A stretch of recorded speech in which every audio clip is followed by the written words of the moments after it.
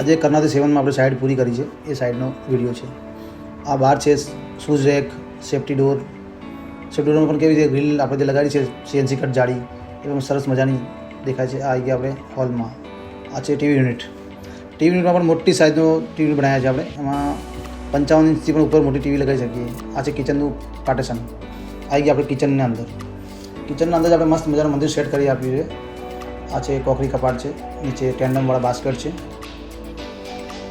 આ storage extra આવે જો બેડરૂમમાં આપણે માસ્ટર બેડરૂમ છે.